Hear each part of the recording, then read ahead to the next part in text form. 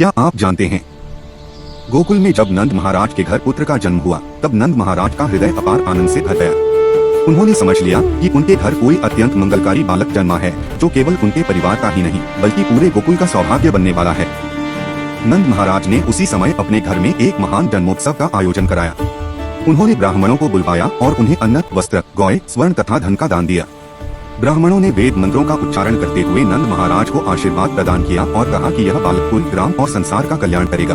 यह समाचार सुनते ही गोकुल के सभी गोप गोपियाँ अत्यंत प्रसन्न हो उठे। सभी लोग सुंदर वस्त्र पहनकर और आभूषण धारण कर नंद महाराज के घर की ओर चल पड़े। चारों ओर मंगल ध्वनियाँ गूंज उठी, शंख, मृदंग और दुंदुभी बजने लगे। ऐसा प्रतीत होने लगा मानो पूरा गोकुल ही उत्सव में बदल गया हो। गोप और गोपियाँ आनंद में मग्न होकर नृत्य और गायन करने लगे। गोपियाँ दही, दूध, घी और मक्खन लेकर एक दूसरे पर प्रेम पूर्वक उछालने लगी। उस समय कोई किसी को पहचान नहीं पा रहा था। सब लोग केवल आनंद और उल्लास में डूबे हुए थे। इसी बीच नंद महाराज ने गोपालकों, सेवकों और आए हुए अतिथियों को भी मनचाहा दान दिया। किसी को अन्न मिला, किसी को वस्त्र, किसी को गौएं। सभी लोग संतुष्ट होकर नंद महाराज की प्रशंसा करने लगे और उस बालक को गोकुल का सौभाग्य बताने लगे। उधर यशोदा मैया अपने घर के भीतर शिशु को गोद में लिए बैठी थी। बालक अत्यंत सुंदर था। उसका मुख कमल के समान कोमल और तेजस्वी था। वह सामान्य बालक की भांति दिखाई देता था, किंतु वास्तव में वही संपूर्ण जगत के स्वामी थे। गोकुल की गोपियां यशोदा मैया के घर आईं।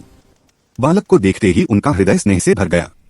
वे आपस में कहने लगी, यह बालक बहुत ही भाग्यशाली है, इसकी रक्षा अवश्य करनी चाहिए। कुछ गोपियों ने मंगल मंत्रों का उच्चारण किया, कुछ ने घर को शुद्ध किया, कुछ ने रक्षा सूत्र बांधा और कुछ ने बालक के माथे पर तिलक लगाया।